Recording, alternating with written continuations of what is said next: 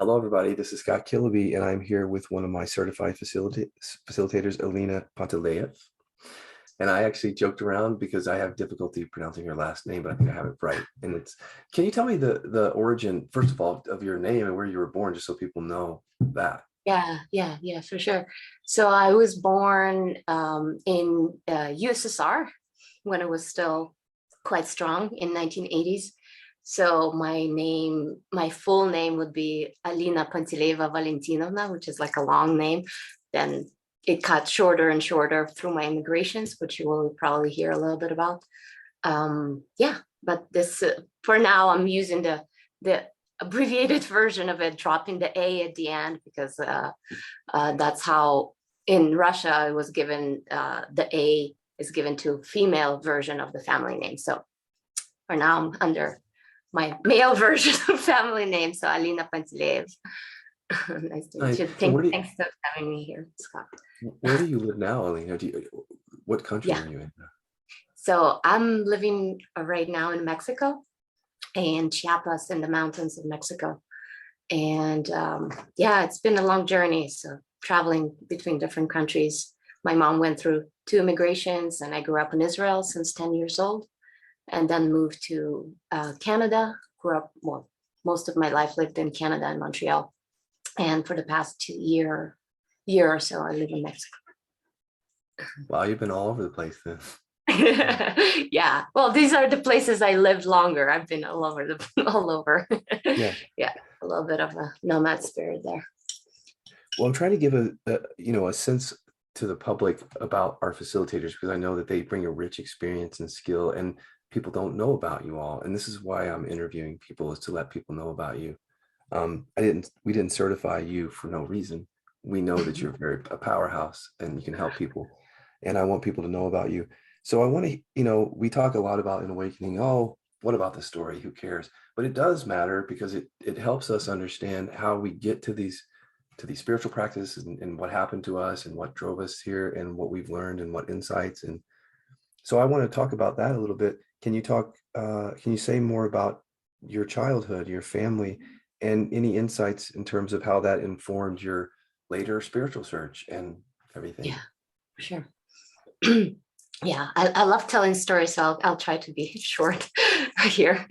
So, yeah, growing up in Russia altogether, just from birth and reflecting back when I worked with birth as well, and reflecting back how babies were born in 1980s in USSR, they were actually separated from parents, separated from the mother for 3 days and kept in not an ICU, but like a special place for newborns. So I think that was my initial trauma, probably being my mom was saying like, I don't even know how you look. Did you have 5 fingers? If everything is okay. So she was just really running after nurses trying to see how the baby was.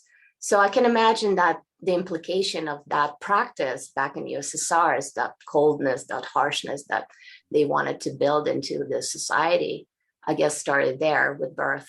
And so I cannot say that I kind of accessed and I needed to work on that with KI because it seemed that it fulfilled itself, that kind of initial separation and looking to reunite with the mother energy fulfilled itself in spiritual search, which I'm going to get later on. But I have a brother who was growing up with a brother and my mom and my father being a musician, but being kind of absent from our life. So my mom took everything, the harshness on her. And growing up, of course, in KI, I came back to a lot of these places of fear of my mom because she's had a hard time, and I totally understand from the perspective of how struggling she was and how difficult it was for her and not working on their issues. The rage and the explosion of anger and violence was quite abusive. Yeah, so so growing up with that for the first 10 years of my life in USSR, where mostly my interaction with my mom was a lot through anger and rage, and my brother as well. And he probably took most beatings than I am because he was just older. So yeah, so that influenced the search, that disconnection from the person, that represented the whole world to me, definitely propelled my search eventually, towards seeking, my seeking was reuniting with the mother, the kind of the mother energy of the cosmos, so to say. So that's how it came to me. But not right away. There was definitely a lot going on from that separation and lack of anyone. None of the parents were there since my mom was always busy. My dad was absent, moving to Israel. It was just my mom getting even busier with new language, more jobs to take care of. So we were kind of on our own, and my brother and me were very, very different. So he has more of a darker side and more like expressive, like toxic language, and just like criticizing everything and everyone. And me, I was more like on the lighter side and always had that, yeah, I guess more optimistic and super over positive. That was my coping mechanism, like over positive, making everything like, into a positive perspective and just sugarcoating everything and just surviving that way. Yeah, I guess that would be the answer for your question. So I don't want to go ahead, or do you want me to lead that into my spiritual search, or how it got me? Yeah, because I think you've set us up already, in terms of how you developed the person Alina in the family, and then with the sugar coating and the Yeah. dynamics of the family. So yeah, of course, we now know that leads us into some spiritual. So can you connect us to that? Yeah. So before going into the spiritual part of this, so I guess what's important to mention, like spirituality, like that inclination to mysticism was always here. Like even I remember was around maybe 6, 7 years old. We were playing with my brother these games of, maybe even older, maybe 9, where we would just ask each other like these intense questions, that almost impossible questions. And there was this one question that came up, like, how would it feel like if I was not born? Like, how would it feel? And I was just really trying to feel into it. And I would just get into these places of like, I have no idea of non-existence, and I couldn't tap into it. And it was just like, just stay with me for a while. So I would kind of dwell in those states a little bit when I was playing those games with my brother. And then it kind of came back again before the darkness came. I will come to that part at 16 years old. So at 14, I was also, oh yeah, again, a very, very, very important piece. Then it's important. It's interesting to see how with KI we find, or unlock with just awakening to our true nature, we find these pockets that were repressed, and right now kind of missed it out, because, and that's a very important part. Growing up in USSR, so I was sent into a sleepaway camp where when I was 6 years old, I had this very traumatic experience that had happened to me, and I didn't know about it. Now, right now I can talk about it because I've seen all the pictures and everything that came up with that, but it was repressed, basically repressed shame around that originated when I was 6 years old. And that what kind of the event where I lost my voice and I lost the expression with that intense shame that was covering it. And I didn't know it was there. So, but looking back right now, and that felt sense of disconnection, and that felt sense of not being able to express myself or be with people, because I was intensely laughed at by a big amount of people, and needed literally to hide in the closet, like literally to hide. And so that kind of leads me to, not being able to connect with the outside world, and I guess a lot of KI people were kind of the misfits, so to say. So not being able to fit out there. One day when I was 14, I found a Bible, actually a children's Bible. It was written, we were not religious because USSR, you can't have any religion. I even find out at 10 years old that I had Jewish blood because we went to Israel all of a sudden, because the border had opened up and people were fleeing everywhere. They were just running away. So yeah, I found this Bible, and it was beautiful pictures, just beautiful art. and I was just like started reading a little bit. Actually, what was the first book that I read, like actually cover to cover. And I was like, oh my God, someone just understands me. Someone just speaks, my heart, because I couldn't speak it because I was shut down. I couldn't connect with people. It was really hard. I mean, tennis helped me a lot. So I disappeared in Israel into tennis. I've been on the courts, probably living and sleeping on tennis courts. So that kind of helped a lot. But, there's comes this book and I'm just like, wow, someone really speaks my language. And for a year or so, I couldn't find it in Israel, but we moved to Canada right 1 year later when I was 15. And I started to go to church looking for that, what I was looking for, like what my heart was looking for, that yearning.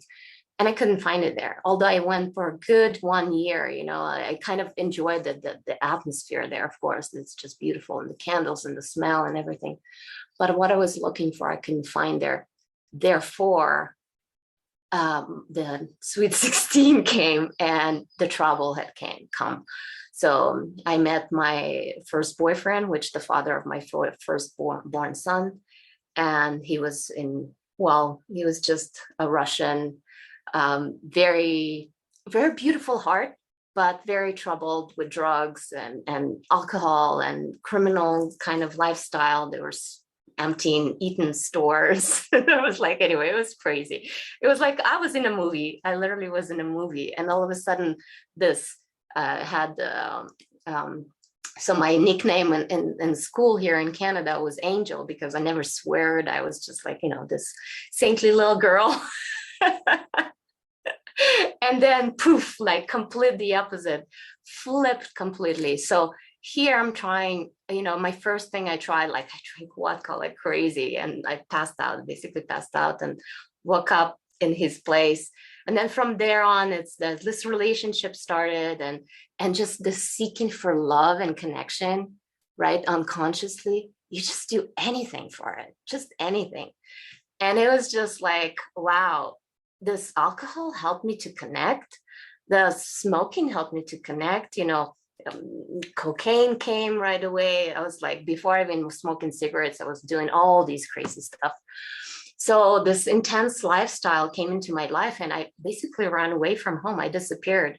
For me, it was easier. I was so afraid of my mom's anger that it was easier for me to be quiet and not to appear. So imagine my mom, her girl disappears, 16 years old, and it's quiet for a week. So I was intense. So I was processing that pain of her that I caused her in KI, and I was sitting with that. I was just as a mom, I kind of processed all mom's pain around this. So anyway, so this darkness came into my life, and it was half a year of that wildness. It was fun. It was a lot of fun. It was a lot of fun, but a lot of drugs. And then my partner, the father of my son, was deported. I'm 16, he's 21. He was deported from Canada to Israel. And in Israel, his mom kicked him out of Israel because he was addicted to heroin. And prior to Israel, his mom kicked him out of Kazakhstan because he was addicted to opium. And then in Canada, he was kind of not doing the heavy drugs, but he was afraid to go back. But I was in love, so I just followed him. And just to make the long story short, we both ended up being absolutely overpowered by the heroin addiction. So I was at 16, half year, maybe more, 8 months later, coming back from Israel pregnant, fully addicted to heroin, like intensely, like I thought I'm going to lose my life. So that's coming back to Canada, losing contact with him. And anyway, that's another story. He completely, like, he almost lost his life. It was terrible when I saw him 2 years later, just to show him our son. Here's our son, like, but he was almost non-existent. It was just a skeleton walking, terrible, with like just wounds. Crazy. But anyway, what helped me at that time to really kind of shake it all off? Well, of course, I went through intense withdrawal and just for a good 3 weeks. Couldn't sleep and couldn't do anything. It was just 2 minutes of shower. I think that's the only thing that had helped to kind of like more or less stay present. So my mom helped me in the birth of my son, helped me, and the Bible came back, and I started just drawing. I just started drawing pictures of like healing, and so that helped. Oh, excuse me.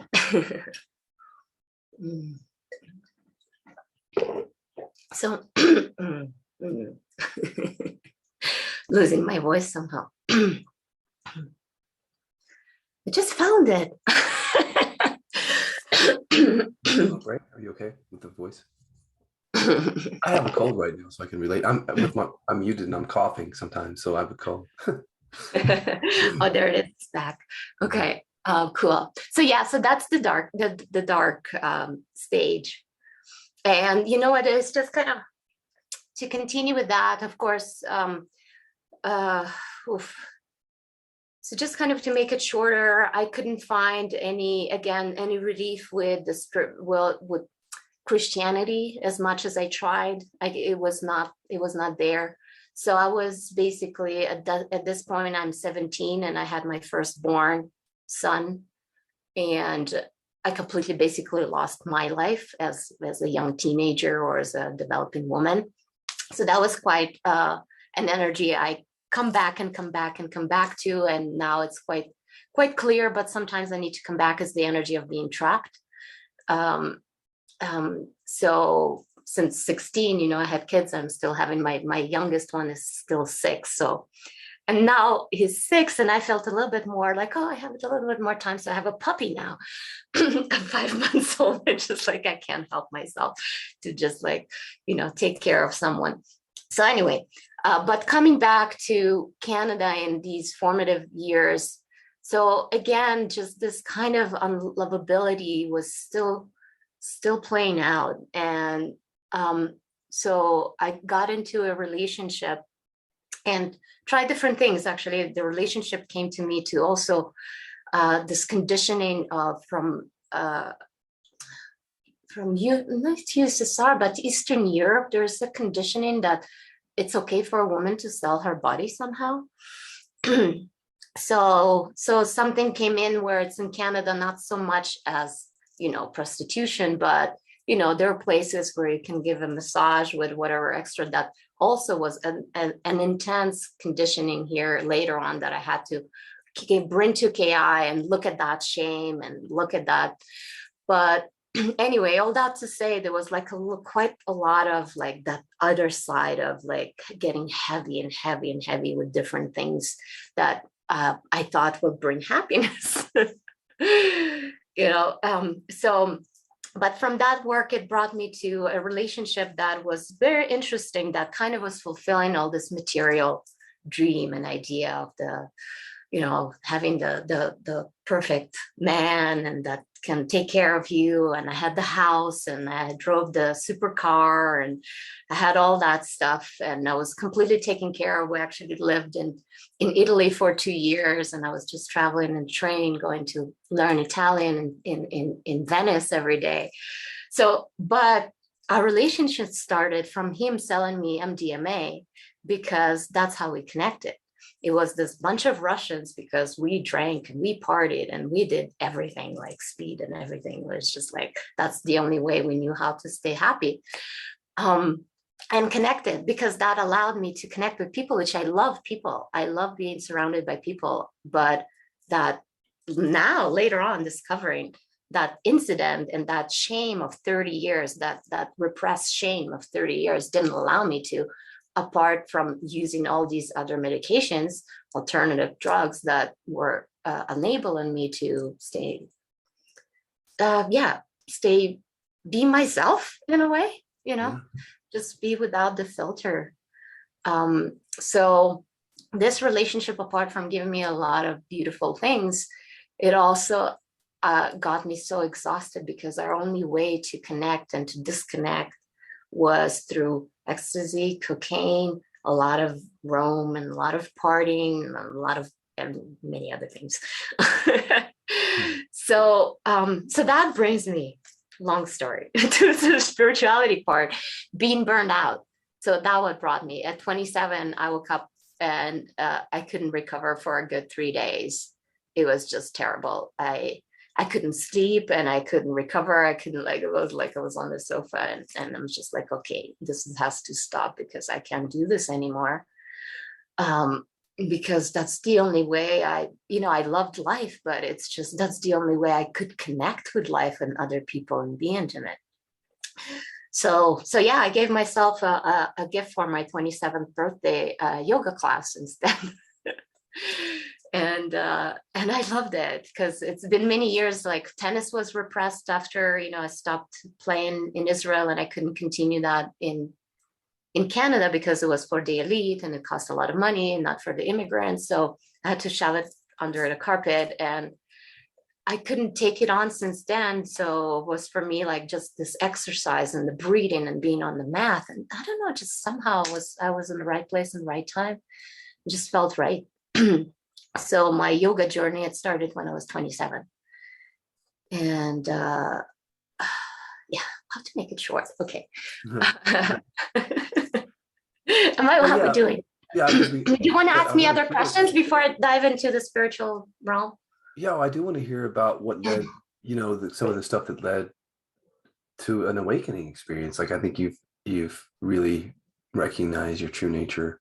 And so I want to hear about that. And then, of course, how KI came in later, is kind of connecting it up to us in whatever way you want. I know when I tell my story, sometimes I get in the details too, but the details are important. So we have a limited time, but I want to hear, Yeah. Okay. So starting the yoga journey, well, basically was just really embarking. I'm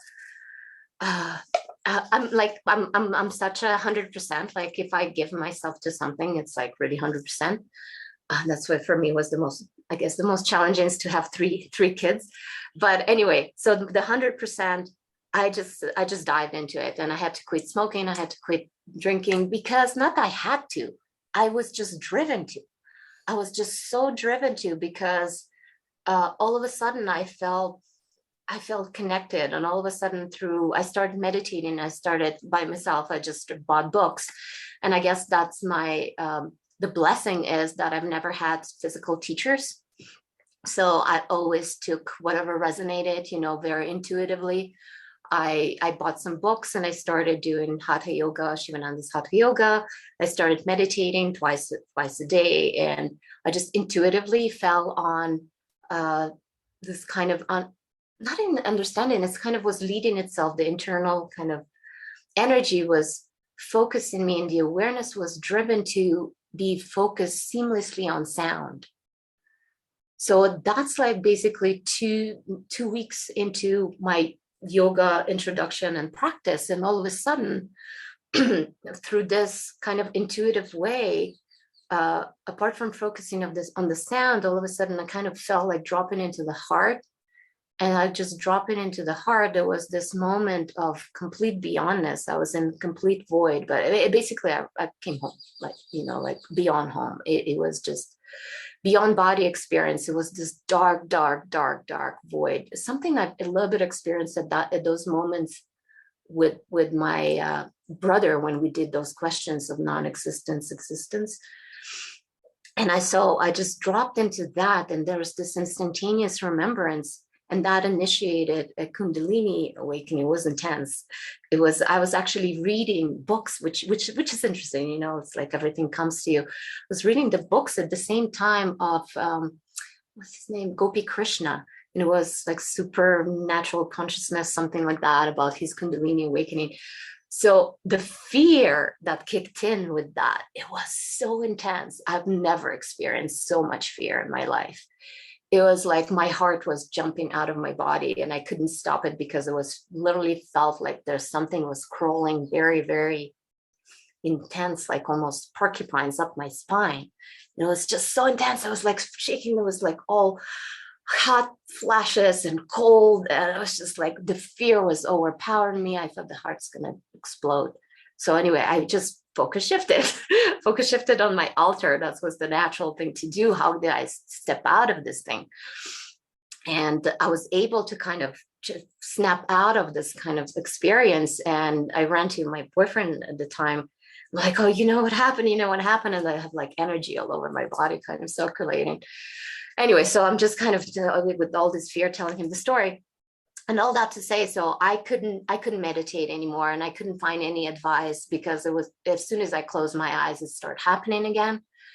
But then eventually, about 2 weeks later, I found this Kriya Yoga. So it was the lineage of Yogananda and the Babaji in the Himalayas. And so there was this ashram of Kriya Yoga, and the teacher was there. It was not pretending to be the guru, but it's like, like you connect with the energy of Babaji and the Himalayan tradition. And basically, I'm here to give you all these tools, like different ways of mastering the mind. He didn't even call it meditation, but it was different tools to master in the mind. And then I told him the experience, and he says, well, it's you, it's your energy. Like, so what are you afraid of? I'm like, what are you talking to me? So anyway, I started to learn from different, not just different tools, but the attitude of being with fear and removing the resistance, and just really being gentle with that experience, and really landing with curiosity, as opposed to, oh my gosh, I don't want to experience this. Oh my gosh, I'm so scary. I'm going to be annihilated. I'm going to be devoured. So this started to develop this gentleness of being in the body, because most of my meditations following that, it was just observing this energy that was doing its thing going up. It was just spending time in different locations. So it was still kind of stuck in my lower back. So the whole journey of yoga and different initiation. And so I was initiated later on in the Himalayan yoga tradition and of Swami Rama, the Himalayas. And I was traveling to Minneapolis every year in the summer for silent retreats. And I was traveling to India. I've been in India 4 times in those 4 years, spending all my winters there. And the evolution of this process was quite interesting, because it was just so naturally happening. Like, there was no external pressure. There was no, nobody telling me what to do or how to do it. I would take from every tradition what was resonating, what was helping. And that was like a natural evolution of the yoga practice, and just the body becoming more and more ready to accommodate that energy was kind of like an obvious course that eventually in 3 years kind of led me, probably in 2 years, the books of Advaita, Vedanta, or like more like the teachers of Nisargadatta and Ramana Maharishi started to come my way. And if before Jnana Yoga, which is, one of the Advaita paths, didn't make sense, I'm like, how do you like mind all this? Like, how do you need to understand it, or how, like, I couldn't understand it. But eventually, like the body was ready, because in meditations, that concentration on sound, whether it was just inner sound or mantra, eventually that seamlessness with it for 5 minutes just gets you boom, to the other side. It just gets you into the state of spaciousness, gets you into the state of being. And that more and more kind of in a cumulative way brought, that's kind of my invitation to people, don't dismiss that. It brings, that readiness to understand, not from intellectualizing non-duality, but to actually from direct experience. So that was that kind of maturing, and me eager to go and spend some time in Ramana Maharishi's ashram. So that was kind of almost 3 years. Oh, you disappeared. You're back. Okay, so yeah, that was 3 years into the energy moving up my spine. But when it was moving, so the most intense part was in my heart, and I'm still uncovering stuff, repressed stuff around my heart area with KI. And there was so much pain when the energy was moving through the heart and up. It was very intense, actually. Well, I was kind of like sometimes for a month with pain, but I still learned to trust the experience and trust that energy. Almost to a point, right, that this connection from the mother that I was speaking about in the beginning, like I was seeing that as the female energy, the Kundalini for me was Kali, that was destroying everything that it was in the way of wholeness. So of course, my life also looked a little bit chaotic. I left my 9-year-old relationship because that was not, resonating. He was like, okay, what are all these men on your altar you're worshiping? And it's okay. Now I look back, I'm like, oh my gosh, like that probably looked ridiculous. But anyway, so our relationship fell apart, and me going to India, and altogether, in those 3 years, I didn't even feel like having sex, because it felt, I don't know, it felt just so sacred what I was going through. And maybe the books also like did a lot of mumbo jumbo that I didn't feel like doing anything. But eventually I arrived to India, and of course I had the blast of my life sexually. So that was kind of healed itself and found its outlet. But the first 3 years, it was very kind of sacred experience with that. So anyway, coming to non-duality and kind of arriving to a Ramana ashram, so which is kind of finishing a little bit my spirituality story. So yeah, so I was sitting there still with a mantra in the meditation hall and repeating the mantra, and all of a sudden there's this thought that crossed, because it's kind of silent and you're so seamless with the mantra. It said, like, if you came to experience who you are, why are you covering it with sound? So I let the mantra go.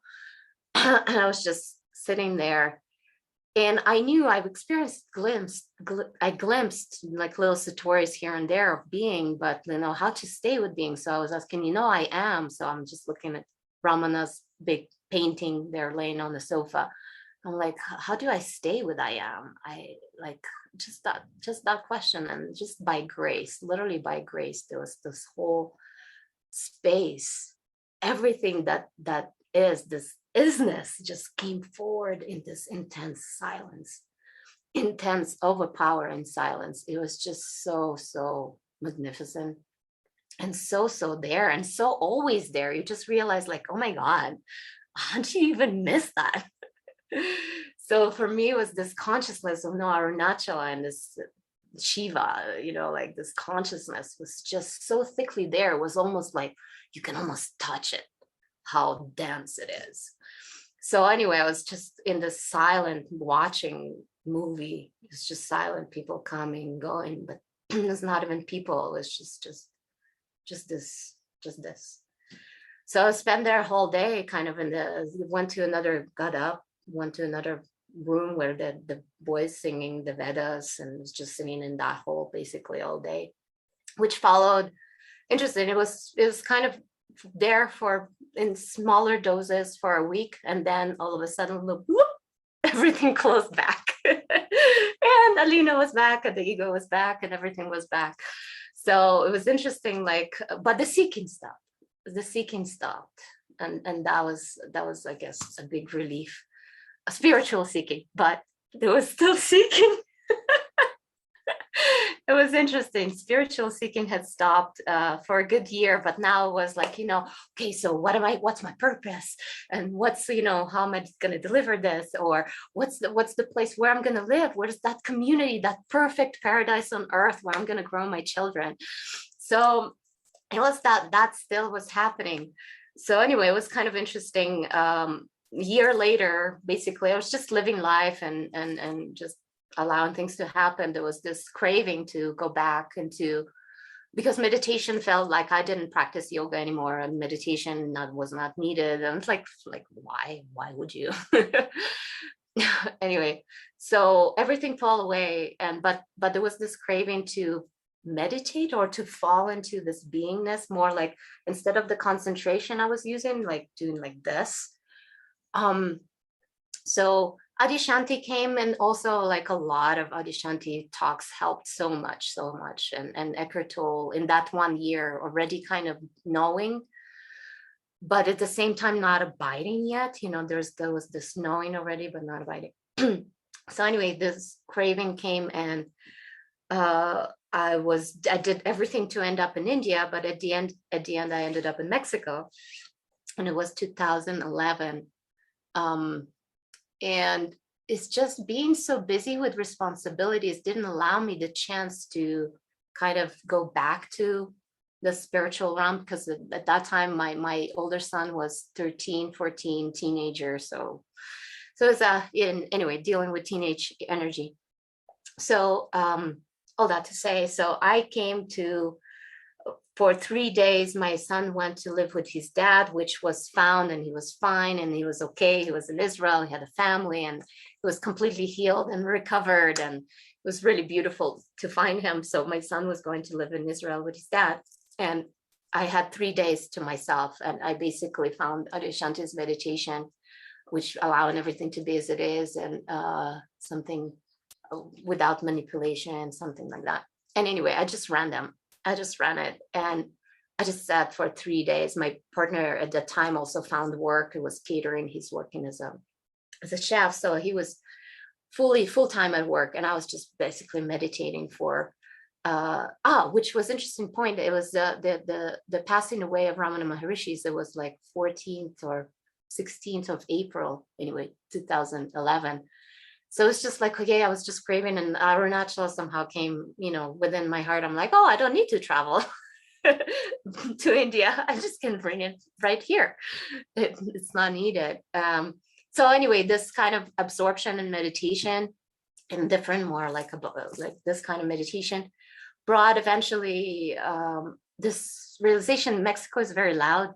So it was just this intense sounds of trucks passing by and kids and dogs barking. And all of a sudden, what brought me to that kind of like intense desire to meditate and to kind of transcend and go beyond, it was actually the suffering.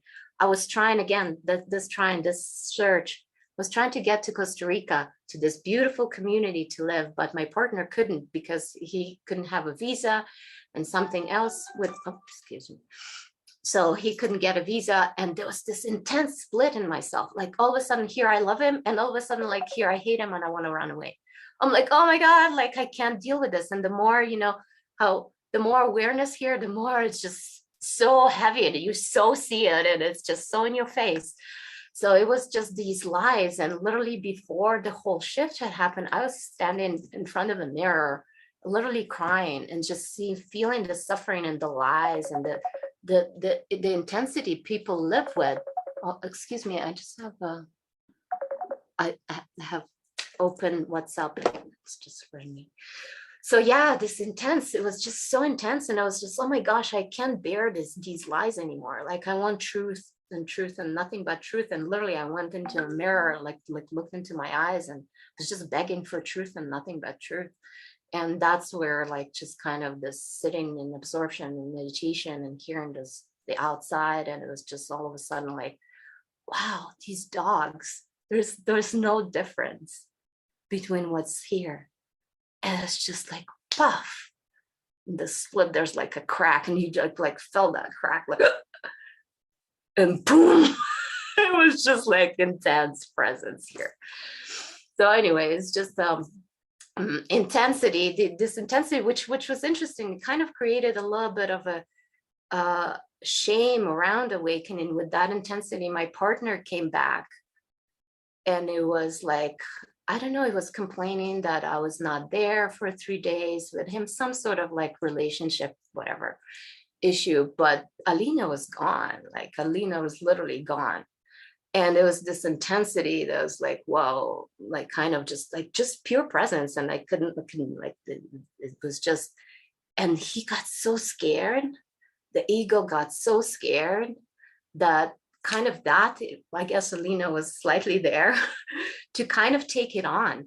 And then later on, it was like for a good 10 years hiding this shame around awakening, not able to share none of this, because I don't want to be, like more than him or scare him in some way, because the unlovable is still there when it came back. So anyway, there was the good 2 months of spiritual honeymoon where Alina was gone, and it was just kind of samadhi, and people, whoever was coming was kind of get swallowed by that. It was just beautiful. But then coming back to Montreal, it was just like, oh, okay, how do I stay with this? How do I not lose this? How do I not unlighten myself? And I was just seeing the mechanics and seeing the root thought, let's say, I know, and kind of believing that I know. like right away would create what felt then like separation, but eventually it just feels, nah, that's not separation, it's just sensations. you know but eventually, it's just kind of this learning how to stay with that. And of course what followed, okay, how to make it short. So what followed, it was 2 years of being stuck in awareness, because I had really it was scary. It was scary to lose that. So if it means, like, if you're relating and in your speech, you all of a sudden can get lost and maybe like defend what you're saying, with I know, or like a slight inclination into that, then it would feel like separation right away again. So anyway, it was kind of like the scary business relating. So I was hanging out in awareness, which is nice, beyond everything. It's like nothing touches you, and everything from here, like everything is awake and perfect.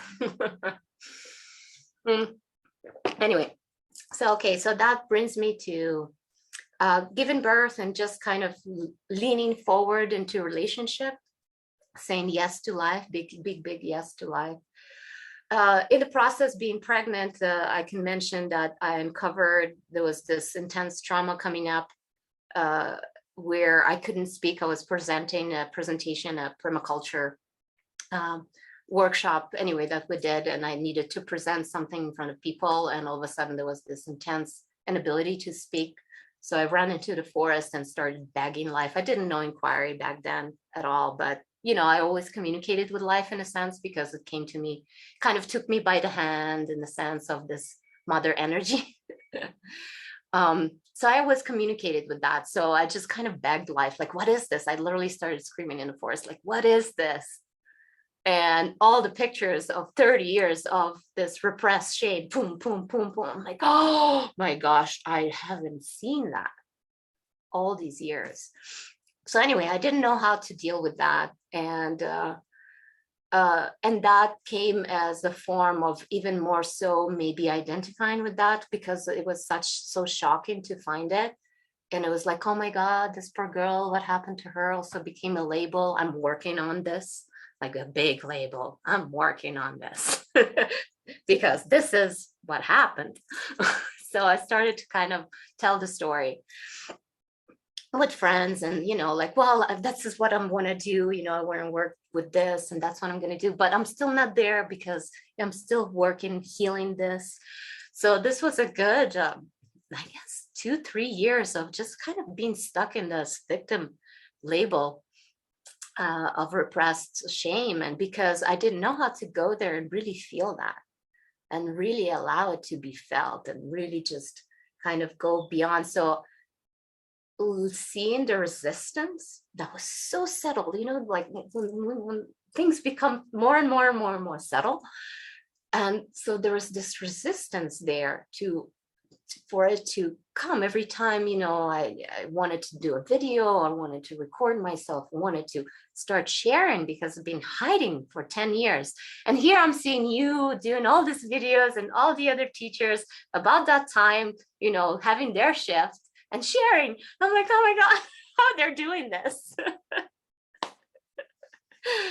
So anyway, coming back to noticing resistance. So there was a part like, oh, I thought I was with it from awareness. Here I am, witnessing everything in the story and, what happened and the pictures. But here I am resting with it, but it's not shifting. Here I'm resting with it, and it's not shifting. So anyway, at the end, like finding that resistance, very, very settled resistance, that every time it would come, it would go like my body would go, shit, here it is again, if I would put it in words. So then, then it's just kind of, well, I did it abruptly. Now I coming back from repression inquiry to it again and really feeling the shame really, really helped. The way I appear again, it removed another layer. Like even that PTSD energy was not choking me anymore, because that was the blockage after awakening. And with this lack of expression, I had intense lump in my throat. And that was something that ki had helped me a lot with. And just coming 2 years ago to the training and whatever, presenting whatever issue, the actual forefront was, and it's still the recording is there for the trainees to watch, and Dan facilitating me, and it was like intense redness, and I couldn't speak, and I was just like really this intense fear of whatever, being nothing. I think it was something like nothing, the shame of like being smeared into nothing. Yeah. So anyway, learning skillful ways to be with that years later, right? Years later, because I was kind of very harsh with myself in a sense, and now I wouldn't recommend it to people. I would recommend a combination, because I literally kicked my ass into action. I said, okay, I asked life, okay, enough hiding, like send me a sign. And there's a friend of mine who's offering meditation classes said, like, well, can you replace me? I have like 20 students, and I know you love meditating, maybe you can guide. I'm like, yes, this is a sign. But here I go, and I hate going there. Like, I thought I'm gonna die literally on my way. I was biking. I thought to turn back 100 times. And so I'm dealing with this energy within me. And I was so lucky I had the breathing technique, because I came there and I was so overwhelmed that I couldn't even speak. So I just was teaching everyone this breathing technique that stayed with me from my yoga days. And that calmed my nervous system to a degree where I was able to lead meditation. And it was just so fulfilling. I'm like, oh, yes, this is it. This is what I'm here for. So, but at the same time, like forcing myself can constantly created this PTSD reaction of like, okay, I need to regulate my nervous system and then I'm okay. But right now, being more skillful with the repression inquiries and really landing there and really going through and really feeling, allowing that shame to be felt and expressed, and it has another degree of gentleness and another degree of integration, like really allowing to really dive instead of push through, like break through. So yeah. Anyway, I'll leave you at that. So lead me to KI, the last bit of it. And sorry for my long story. It's just so juicy. Gotta write a book. Yes. So yeah, KI. So KI started training with you and Dan 2 years ago, and that was a blessing in disguise, because I couldn't afford it. So for me, it was like a big chunk of money. So I had to get the payments rolling and everything. But at the same time, I just knew I had to do it. It was just right, and it was in the beginning of the pandemic, and I just knew people. I started offering again meditation kind of online, and people started to reach out to me again with the same questions. How did you came out of your, shame and started sharing? So I'm like, I need tools with that. And so coming, it seemed like I had my work done, but there was so much still there. So with KI, oh my gosh, I uncovered intergenerational trauma and like the struggle to survive from my grandma going through the war, the Second World War, and running away as a Jew, and my mom running away from USSR. And so this me constantly running. So I uncovered that and kind of healed that. So now I'm like, I'm not moving. I'm like, I'm here. I'm good wherever I am. Because there's this constant moving. This is not the place. The next one. This is not the place. The next one. So anyway, so this helped me with that. It helped me to my first session with you, I uncovered that I actually had shame around awakening. And I was like, what, crying, oh, I didn't know it was here. So that helped to release that. And I guess what I want to say, the beauty is, and that's my emphasis on the foundation, whether you do KI, so kind of start noticing, where are you watching from and that background, because when we do KI with the foundation of being, or like the foundation of you know, uh, not being lost in the identity again and again, then it's just like we don't need to look too much. It's just like not too much, right? I mean, with some things, perhaps, you know, like some, I could see if I didn't resolve the repressed shame prior to coming to KI, that would probably took some time, because it took me, even being, you know, from awareness, living from awareness, it's just took a good 5 years still. And still there was stuff to resolve and feel through KI. So I would say, I guess some intense stuff, yeah, but some other things, it's just like, wow, it's just like you see it once and it's just gone. Like with Dan, and we uncovered this, what was it, the lack. So I need to believe I'm lacking for love and approval. I'm like, oh my gosh, I'm not gonna go too far with this program in me into, you know, making my own living. And that was a big part of my life, constantly hiding behind men or government support or whatever support, but never on my own. Like, I mean, I always did what I love. I did graphic design and photography and web design. So, but it was always like a little bit, you know, I'll do a little part-time, but the rest, you know, support me because I can stay small and unlovable. Yeah, so it's interesting to see the utility, how the staying small to be taken care of was actually preventing me to really step into my power, which was very cool. Like how you wrote, you know, the test for repression, that question, you know, like about power and what was it? Superpower. I can feel and I can, express my power, strength. Yeah. yeah, exactly. That would have been perfect like about 2 years ago. I would be like, oh.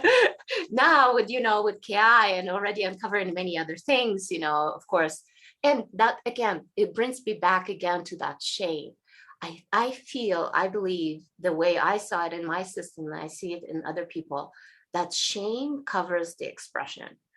And it's that repressed shame, whatever, in whatever way, if it's not dealt, you, that question, like I can fully express my power, is not going to be, you know, a yes. And I also found with anger, repression for me is the expression Okay, of wow. down too. Yeah, but yeah, both for me. Wow. Yeah. Yeah. Yeah, that's why I'm so curious, because I'm onto anger repression right now. I'm super curious Yeah. to find how fully can I still express myself, maybe even more so. Or how can I, you know, help my clients even better understanding by experiencing it within myself. So yeah, I this other day, well, the video is up in the members area, but I uncovered so much hatred of anger. So it's like my command was avoid anger, like by all means, just avoid it. Yeah. So Yeah.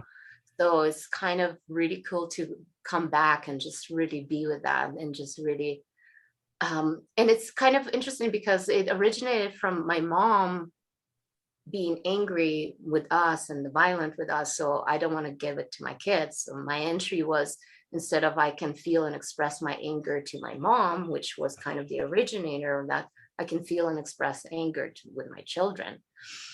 And that was like, whoa, no, you can't.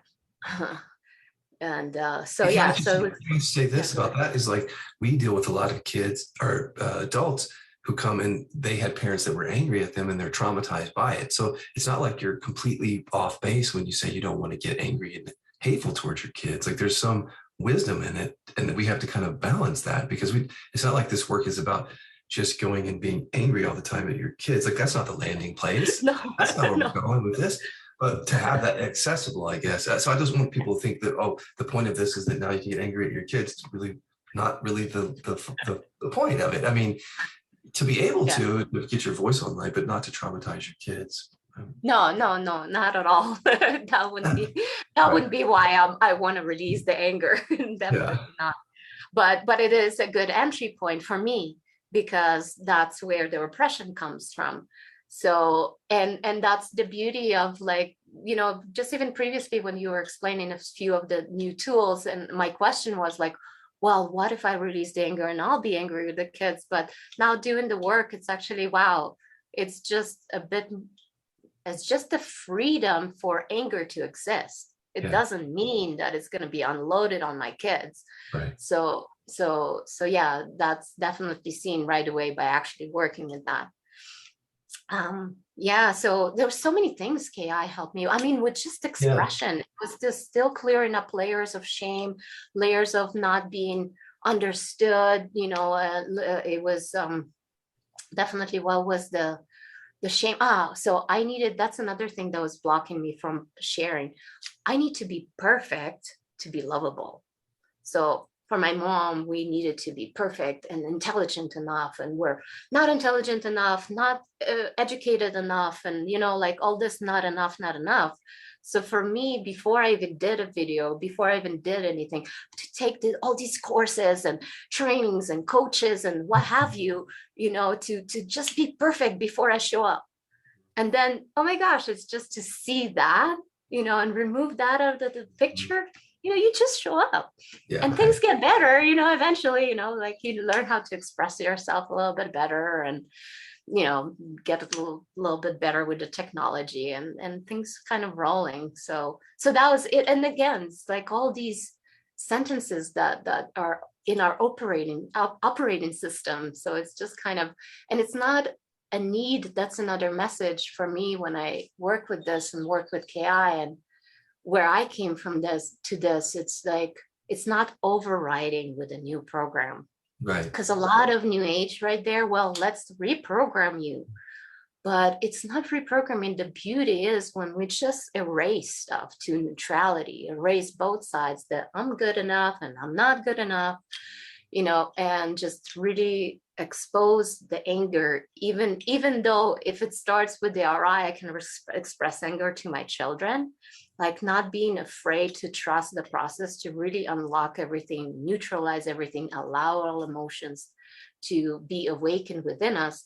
Then the beauty is we don't need to override with new things, like life kind of takes over and gives you the next step and the next step and the next jam, and the next person to work with and the next interview and the next, whatever it is. It's just kind of abundant in that way.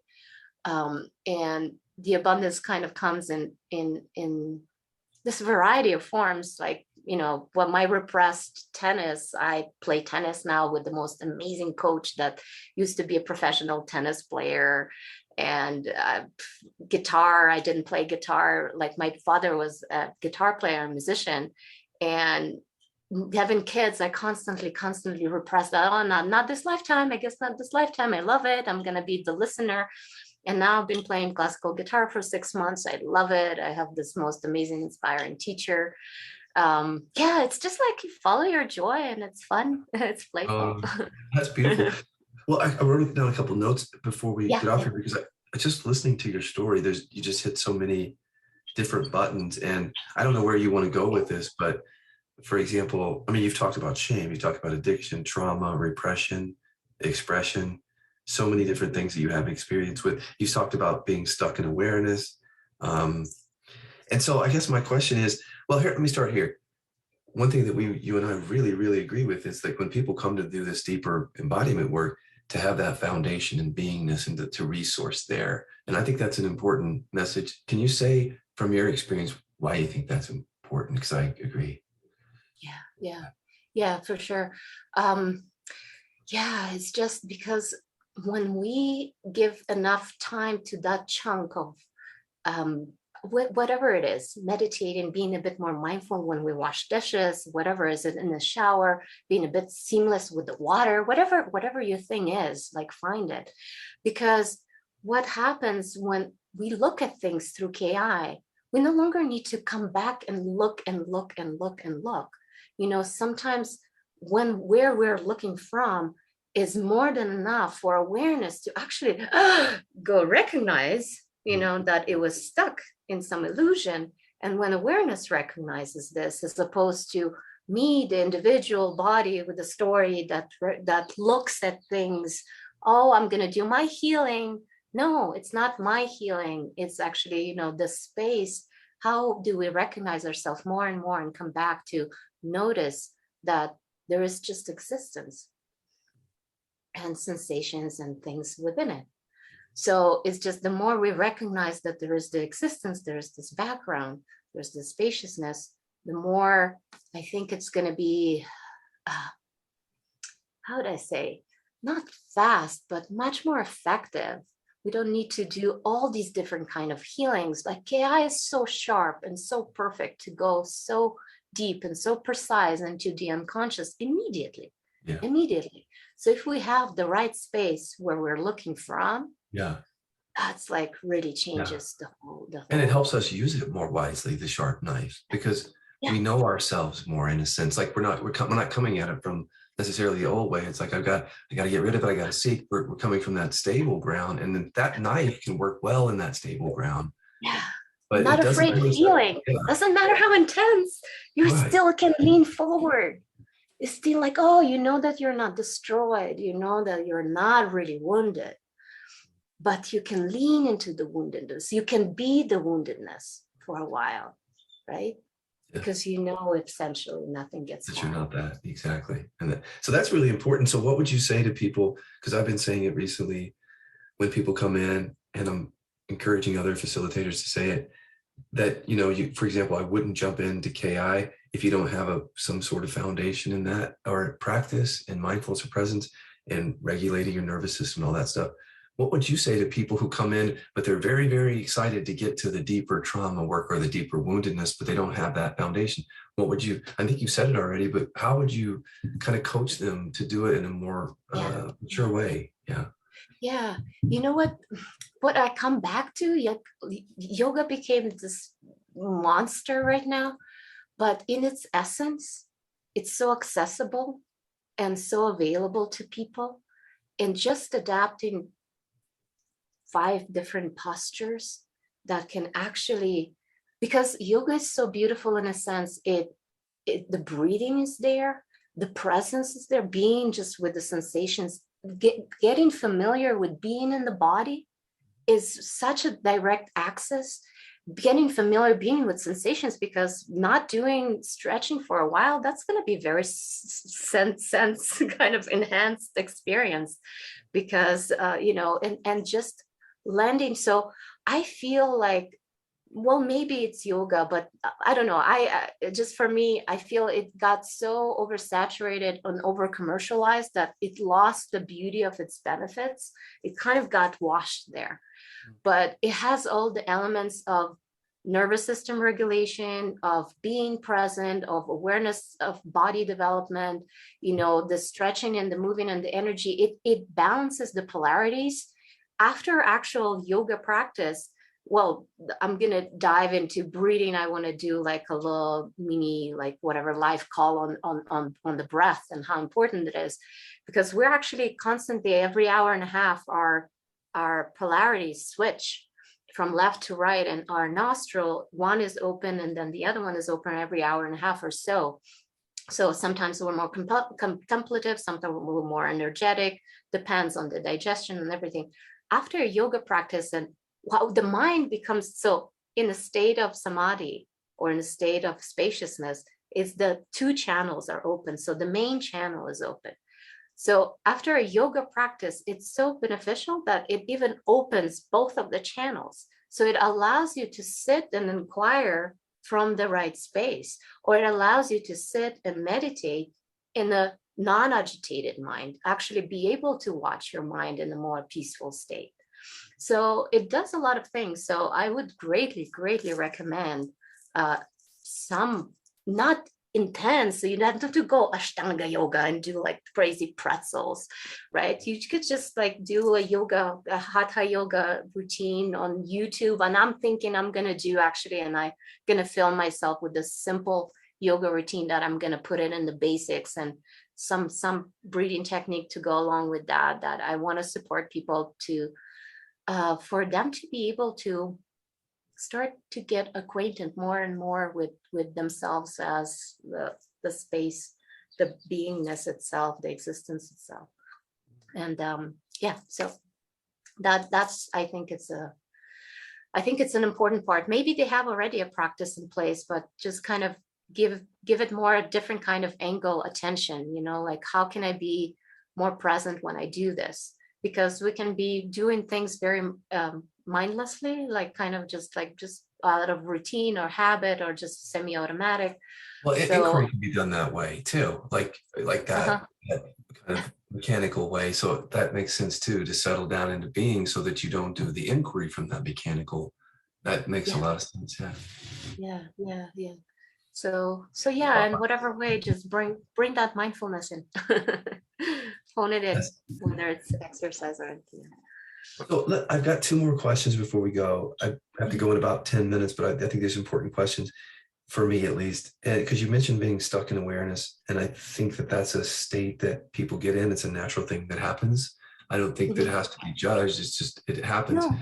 And for some of the people that I've worked with, it feels like some of it was a lack of embodiment, still innocent because they didn't have the tools, or they weren't able to Yeah. embody whatever. And so you kind of have to stay stuck in that place where you're just not ready to integrate whatever else. Um, Yeah. so how does it work for you? Like, what could you say to people who might not be stuck in awareness yet, or might be, or they've heard about it? And then how does one, because when you're stuck there, it can be tricky to kind of move Mhm. out of it, right? For various reasons. So can you say something about any of that? I think the most important is trusting the process. And as you're saying exactly that, now I'm using the word stuck because looking back, but then it was just a natural unfolding and the natural process of have no clue how to move in the world from this new space, Mm-hmm. because you see all the structures previous working. How can I get, what can I get out of this, what can I get out of this relationship, out of this conversation? So the ego structure kind of dying, so you don't even know how to move, so you're kind of like there a little bit, you know. So that's kind of a natural process, I feel, until you, like with everything, like with suffering, has to come to a point where it's so oversaturated and like you're enough is enough, you know. The same thing with this, it kind of gets so dry, so dry, so dry that it's like, oh, enough is enough, you know. And then okay, yes to life. And I was literally at the same time, it's kind of tricky because the mind can take on concepts. So I was listening to Adyashanti. I'm like, okay, when is this awakening of the heart is happening? Why it's not happening? So I was kind of begging life, like to, okay, I want to know how love moves in the world. I know how truth moves in the world. I want to know how love. Yeah. So whatever the tricks are, you know, but again, KI, whoever is in KI, I think it's very simple to actually get into the embodied state, because it's so dealing with the intimacy part and really uncovering the heart, and the whole part of being afraid to relate, because there was still so many layers on the layer of the heart. And I guess Adyashanti has it right, but when the mind makes it into a concept and Mhm. just thinks about how to get there without actually, you know, actually Yes. relating, like, Yeah. hello.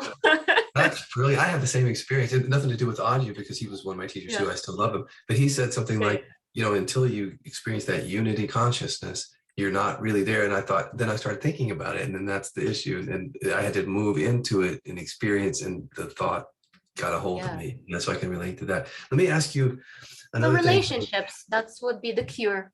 Yes, Dive into relating, whatever that's that it. might mean for Yeah, you. because it'll show up there, won't it? Yeah. Yeah. Um, That's really good to hear that. I've never heard anybody explain it that way. And I think that's helpful because I kind of explained it. It's like, well, it's not embodied yet. But the what you said, it makes a lot of sense. And I felt that too. Whereas like there's a new normal here Yeah. and it doesn't fit with that out there in a way. And so you Yeah. have to kind of like Empty find that. conversation don't make sense, you know. It's Yeah. just like, Yep. I'd rather hang around here. Yep. Yeah. Exactly. Now, so my last question is, people coming to the members area or even to you out in the public as a facilitator, teacher, what can they expect? Like what kinds of things do you offer? Sessions, groups, what's the content of the groups? What can they expect around this? Yeah. Thank you. Yeah, so in the members area, I offer every Tuesday. There is a guided natural rest, and it's basically direct pointing for a good 15 minutes or so while meditating, while kind of just resting. And then eventually we just sit quietly for 5 minutes, just observing, just being. And since it's in members area, there's usually some KI related questions or non-duality questions. So there's a little bit of time to share and to interact. So that's every Tuesday at 12. Oh, so hold on, at 10 Pacific, 10 a.m. Pacific. And to best of my ability, sometimes I have kids, so sometimes it's not happening. But it's announced. And then on Thursday, every other Thursday, I have a dyad inquiry. So that's it's an inquiry. It's a very simple practice of inquiry, but it's very beautiful. It brings two strangers to very big, how to say, instantaneous depth of intimacy through prompt questions that people choose to sit with, and I separate them into rooms, and people basically inquire in pairs, and you have 4 turns of being the witness for 5 minutes, and then inquiring for 5 minutes and change in terms. So that's been wonderful, and people really love it. I do love it, and it's just kind of introduces you more without the intensity of going and digging into body, into our memories, but it actually teaches you how to go down and be with what's arising in the body. So it's very nice, basic, and as well, kind of an invitation to authentically relate instead of, this. Yeah. I totally, just before we go here, but I think I just want to emphasize how important that is, because when I'm working with people and the digging tools that we do, it's like, if we can't hold that with love, what comes up, that resistance creates issues for us. Now we're all going to experience resistance, but what you're doing is you're setting the foundation for people. So I did this for years of just natural rest, pointing to the sense of just letting things be, being intimate with things. And that foundation is already there for me in my experience. But it isn't for everybody. So I want people to know that when we start digging into this unconscious stuff, like how you're relating to what arises is everything. And so setting the foundation is learning how, so to speak, through discovery, how to relate. And that's why I just want to, again, make the point that I hope everybody heard that when you're coming to KI, because it is a sharp knife, that what Alina is saying is true about this, that we do need that foundation. So I just want to again say it, and thank you for bringing that to KI, that wisdom, that truth about this. So I'm really excited that this hits on a lot of points. I want to put it up on YouTube. It hits on some points that I don't think we've hit on before, like you having gone through the awakening experience and gone through some of the so-called traps, but they're not really. It's just the process. It's just what happened. So thank you, and I hope to see. And for others, I offer one-on-one, and you can find me on the facilitators directory. So there's packages and one-on-one sessions, and from my own kind of, but maybe I'll ask Alec to add it as well to the directory. What I offer as well as like an intensive immersion. So it's like a package of 16 sessions that is compartmentalized into KI processing. So, and some sessions that's going to deal with direct pointing, and some's going to be actually with finding. So it's really for like beginners.